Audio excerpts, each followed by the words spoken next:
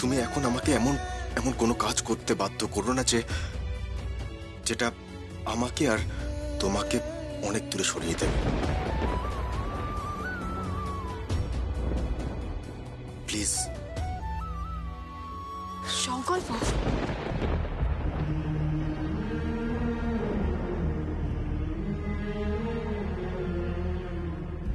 প্রিয়ম, তুমি আমার কাছে অনেক কিছু, কিন্তু তুমি বলো না আমি এখন কোন দিকে যাব। আমার মম একদিকে, আমার পরিবারের সবাই একদিকে, আর তুমি একদিকে। এখন তুমি বলো আমি কোন দিকে যাব, কি করবো আমি?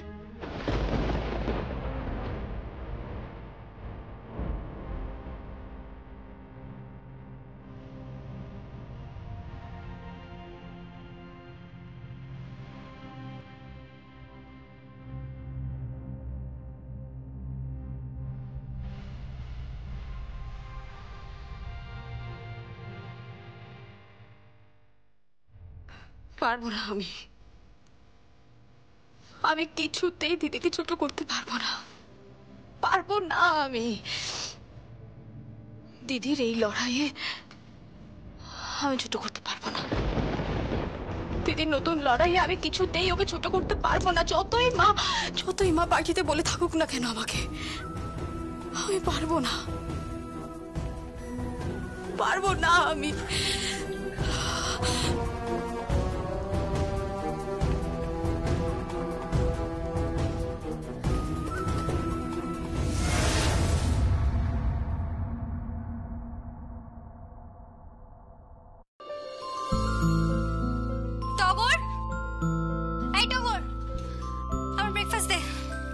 আজকের ব্রেকফাস্ট তো আমি বানাবো না দিদিমণি, আজকে তো প্রিয়ম বৌদিমণি বানাবে। তা তোমার প্রিয়ম বৌদিমণি কোথায়? বৌদিমণি তো ঠাকুর ঘরে ঠাকুরের বাসন মাজছে, হয়ে গেলে এখনই চলে আসবে। ঠিকই আছে, যেমন স্ট্যান্ডার্ডেড মেয়েও বাসন মাজা ছাড়া আর কি বা করবে। ঠিক আছে, আমি তাহলে বেরিয়ে যাচ্ছি, জিমে কিছু খেয়ে নেব। তুমি ওখানে গিয়ে কেন খাবে? আমি খাবার বানিয়ে দিচ্ছি, কি খাবে বলো? আমি একটু স্যান্ডউইচ খেতে পারি আর একটু জুস খেতে পারি। তুমি জিমে যাবে, খেয়ে যাবে? না, আমি টিফিন নিয়ে যাব প্যাক করে। তো কথা বলো না তো। আচ্ছা ঠিক আছে, আমি করে দিচ্ছি।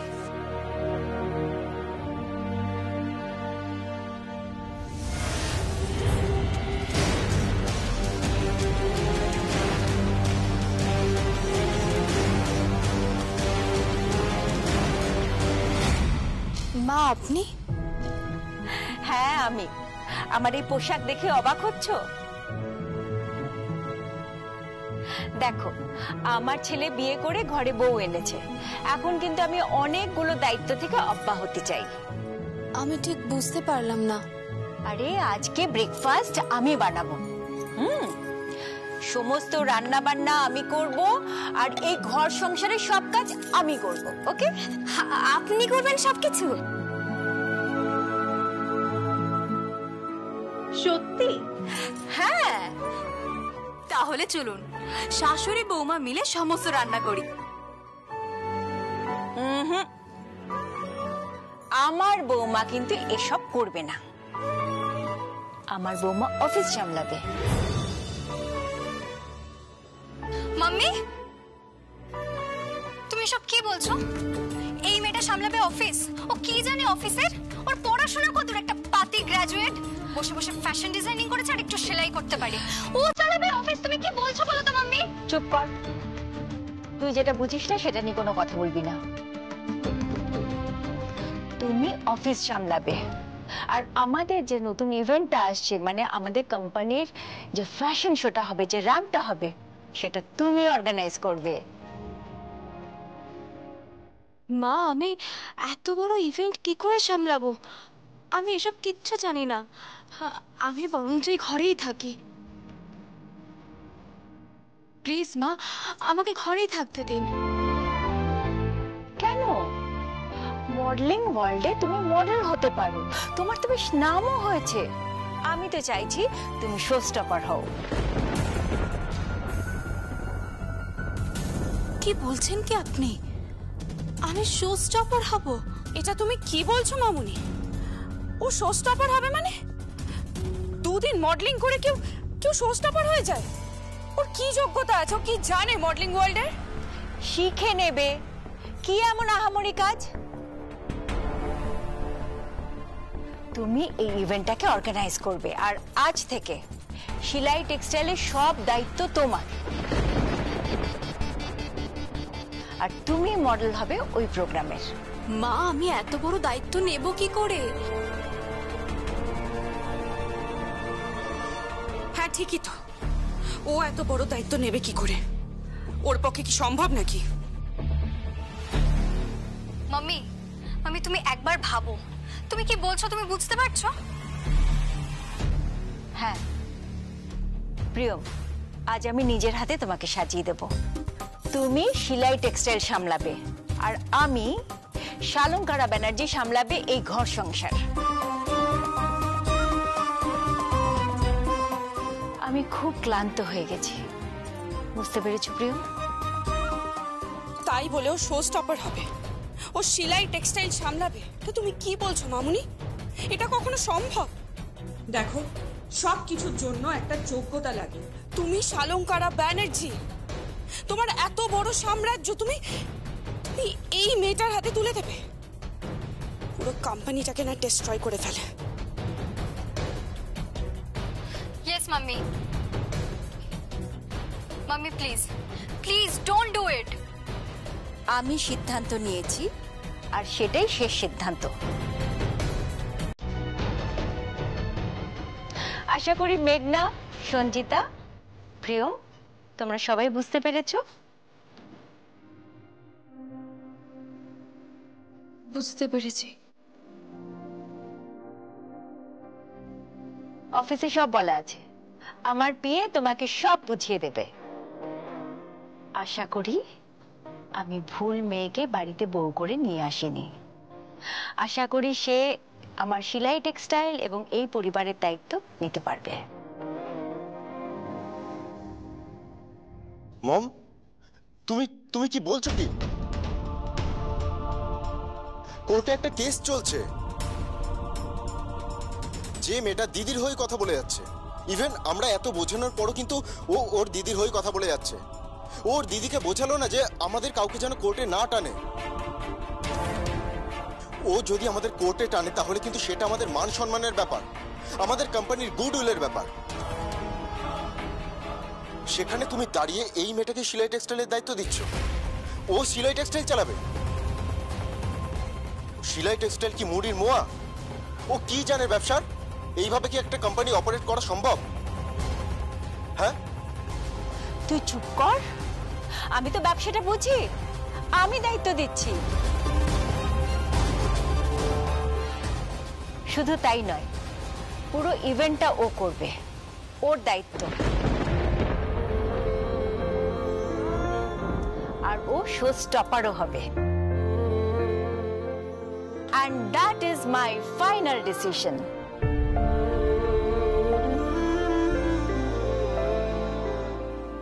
এসো আমার সাথে, এসো তোমাকে সাজিয়ে দিই। এসো আমার সাথে, চলো। মাম্মি, মাম্মি শোনো, মাম্মি। ভাইয়া, মাম্মি এসব কি বলছে? কি এটা? ওই মেয়েটা সবার মালকিন হয়ে বসে থাকবে, সবার মাথার উপর ছড়ি ঘোরাবে ও? কি হচ্ছে কি এটা ভাইয়া? এক মিনিট, আমি পুরো ব্যাপারটা বুঝে গেছি। কি? ওনার নাম শালঙ্কারা ব্যানার্জি। এক ঢিলে দুই পাখি মারছে। তুমি? হ্যাঁ, পুরো ব্যাপারটা আমি ওপর থেকে শুনছিলাম, এই পুরো নাটকটা। সকালবেলা ব্রেকফাস্ট টাইমে শালঙ্কারা ব্যানার্জি হঠাৎ বাড়ির লক্ষ্মী সাজতে চাইছে, আর নিজের ব্যবসার লক্ষ্মী অন্যের হাতে তুলে দিতে চাইছে। খেলাটা বুঝতে পারলি না? কি খেলা? তোমার কথা কিছু বুঝতে পারছি না। দেখ, একমাত্র প্রিয়ম পারে ঝিলামকে থামাতে। হ্যাঁ না? প্রিয়মকে যেই সেলাই টেক্সটাইলের দায়িত্ব দেওয়া হবে, ইভেন্টের দায়িত্ব দেওয়া হবে, তখন প্রিয়ম নিজের ইভেন্টের জন্য নিজের কোম্পানিকে বাঁচাতে নিজের দিদির বিরুদ্ধে দাঁড়াতে বাধ্য হবে। বুঝতে পেরেছিস? অনেক বড় চাল ছেলেছে শালঙ্কারা ব্যানার্জি, অনেক বড় চাল। এইবার ছিলাম তুই অনেক বড় পাঙ্গা নিয়ে ফেলেছ আমাদের সঙ্গে, অনেক বড় পাঙ্গা। কালো কোট পরে উকিল সেজে বড় বড় আর্গুমেন্ট করেছ কোর্টে দাঁড়িয়ে। কোথায় যাবে এবার তুমি কোথায় যাবে? এইবার তোমাকে থামাবে তোমার বোন প্রিয়ম ব্যানার্জি। লোহা দিয়ে লোহা কাটে। প্রিয়ম আর ঝিলাম লেগে গেল রে, লেগে গেল।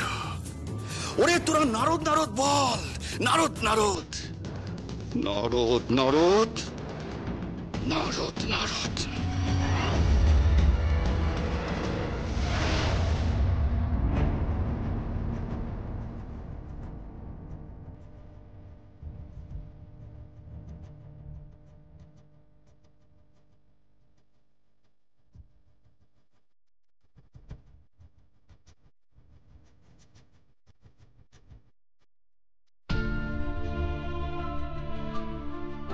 এখন কেমন আছেন? কে?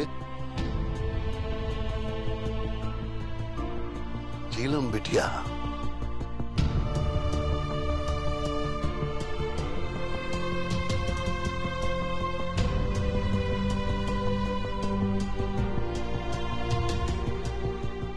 কেমন আছেন? আমি ভালো আছি। তুমি ভালো থাকলেই সব ভালো হবে। তুমি ভালো থেকো।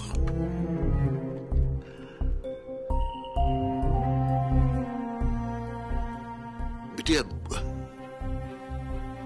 এই কেসটা থেকে তুমি সরে যাও। এই কেসে তুমি আর থেকো না।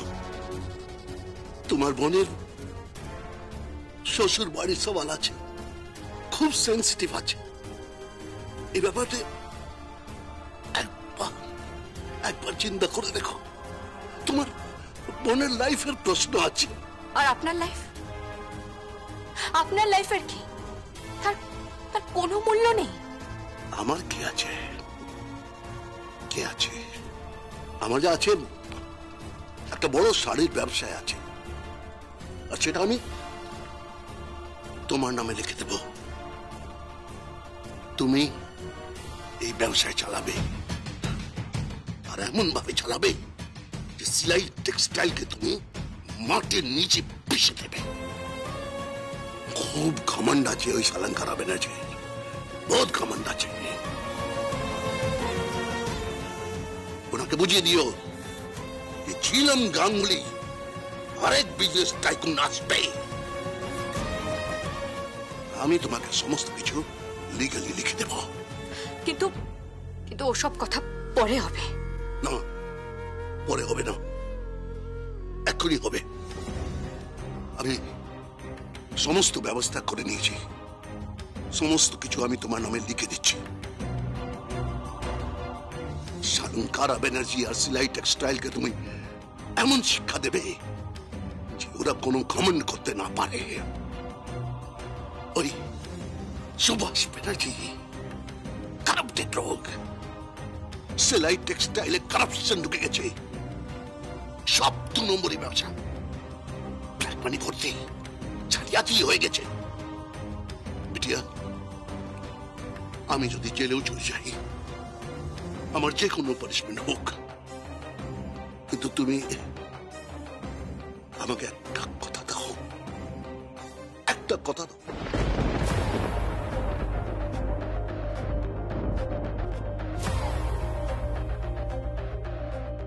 বিটিয়া, কথা দাও বিটিয়া, তুমি ওদের শিক্ষা দেবে।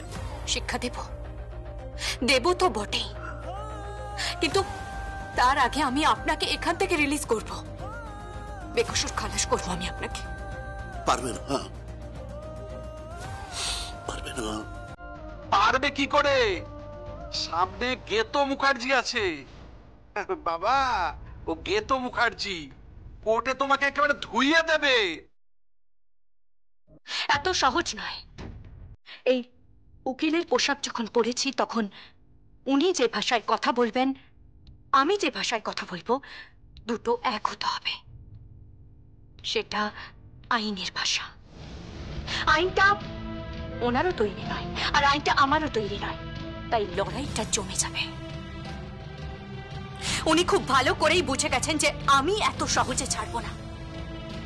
বিনা যুদ্ধে নাই দেব সূর্যাক্রমে তিনি। উনি সেটা খুব ভালো করেই বুঝে গেছেন। তুমি এসব করো না। তুমি জয় ভান্ডারীকে চেনো না। তোমাদের বিজনেসে ও ঢুকে পড়ছে। ও শাড়ি সাপ্লাই করছে, 2 নম্বরই করছে। এই জয় ভান্ডারী খুব খতরনাক লোক আছে। ওর চরিত্র বলে কিছু নেই। খুব খারাপ লোক আছে ও, খুব খারাপ লোক। আমি জানি ও তোমাকে মেরে ফেলে দেবে। তুমি জানো না, মেরে ফেলে দেবে তোমাকে। মরার ভয় আমি পাই না, কিন্তু একটা নিরপরাধ লোক শাস্তি পাবে, সেটা হবে না, কিছুতেই হবে না। আমি আসছি, আমি নেক্সট হিয়ারিং এ আসছি, আমি আবার কোর্টে আসছি। নেক্সট হিয়ারিং এ সেলাই টেক্সটাইল দেখতে পাবে। ওই সুভাষ ব্যানার্জিকে কাট করায় তুলে আমি কিভাবে নাস্তানাবুদ করি।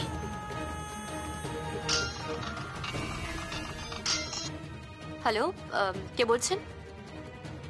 আমি সুভাষ ব্যানার্জি বলছি। কি চাই? সমন দিয়ে আমাকে কোর্টে ডেকেছো? হ্যাঁ, আপনি কাট করায় দাঁড়িয়ে থাকবেন আর আমি আপনাকে জেরা করব। আপনি কল্পনাও করতে পারছেন না আপনার ঠিক কি অবস্থা হবে। মরে যাবে তুমি। ঝিলম, তুমি আমাদের পরিবারের গুডউইল নষ্ট করো না। মরে যাবে, তুমি জানো না। আর তার সঙ্গে শেষ হয়ে যাবে তোমার বোনের স্বপ্ন, সংসার করার স্বপ্ন, তোমার বোনের এই পরিবারে বউ হয়ে থাকার স্বপ্ন। আমার বোন তার স্বপ্নকে ঠিক বাঁচিয়ে রাখবে, আর আমিও আমার বোনের স্বপ্নকে বাঁচিয়ে রাখবো, আই প্রমিস। কিন্তু আপনার পানিশমেন্ট হওয়াটা খুব প্রয়োজন সুভাষ ব্যানার্জি। আমি প্রমাণ করে দেব, আমি প্রমাণ করে দেব যে আসল অপরাধী আপনি আর ওই Joy Bhandari. I promise. Hello hello hello Jhilam, বেকার তুমি আগুন নিয়ে খেলা করছো, হাত জ্বলে যাবে। হাতটা তো জ্বলেই গেছে, এরপর সারা শরীর যাতে জ্বলে ছাই না হয়ে যায় তার জন্যই এই লড়াই। বাগচি বাবু, আমি আপনাকে ফিস দিচ্ছি, আপনি শুধু আমার পাশে থাকুন। কাদের কি হলো তা নিয়ে আপনি ভাববেন না। তুমি কিন্তু আমার কোম্পানির দায়িত্ব নেবে।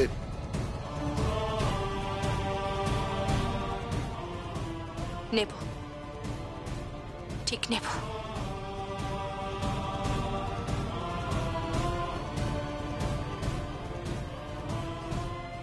এ কি নেদুদা, তুমি এখানে? বোন ঠিক আছে তো? হ্যাঁ বোন ঠিক আছে, কিন্তু আমি যা শুনলাম কি?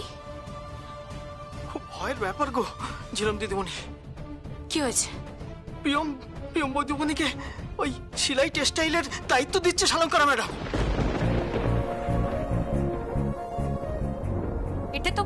এটা তো খুব খুশির খবর। না না, খুশির খবর নয়। ওদের বড় একটা ওই অনুষ্ঠান হচ্ছে, এই কি যেন বলে, কি ইভেন্ট আছে, এই বড় সড়ো ওই ফ্যাশন শো হবে। এসব দায়িত্ব ওই বৌদিমণিকে দিয়েছে। বৌদিমণি ওই ইসের উপর দিয়ে হাঁটবে, ওই কি যেন বলে, র্যাম্প। ওই তাতে কি হয়েছে? এটা তো ভালো খবর। ওর মডেল হওয়ার ইচ্ছে ছিল, ও মডেলিং করবে, ও শো স্টপার হবে। এটা তো খুব খুশির খবর। হ্যাঁ, ওই স্টপার না কি ওইসব হবে। হ্যাঁ, ওই শো স্টপার হবে। তারপর সেলাই টেক্সটাইলের দায়িত্ব পেয়েছে। এটা খুব খুশির খবর। না, খুশির ব্যাপার নয়। কি বুঝতে পারলে না? আরে তোমাদের দুজনের মধ্যে লড়াই করিয়ে দিচ্ছে শালঙ্কারা ম্যাডাম। এখন ওই প্রিয়ম বৌদিমণি না চাইলেও ওই এখন অনুষ্ঠানটা ওকে করতে হবে। আর তুমি না চাইলেও সুভাষ ব্যানার্জিকে তোমাকে কোর্টে এনে হাজিরা দেওয়াতেই হবে। অনেক বড় একটা খেলা অনেক বড় একটা খেলা।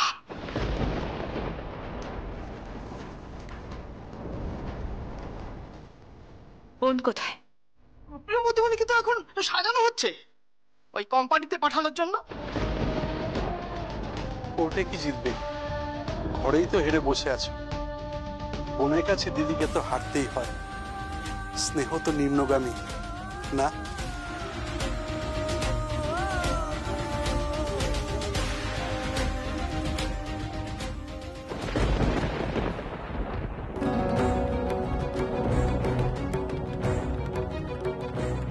দেখি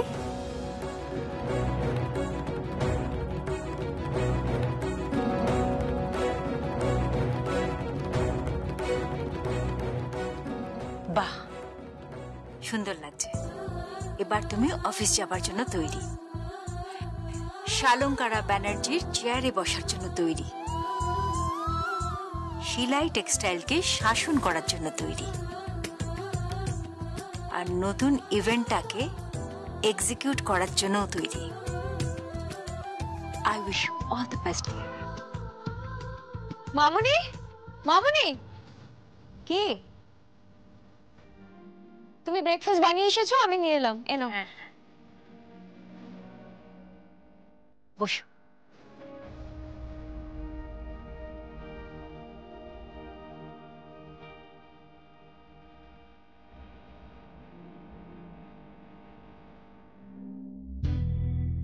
খাও।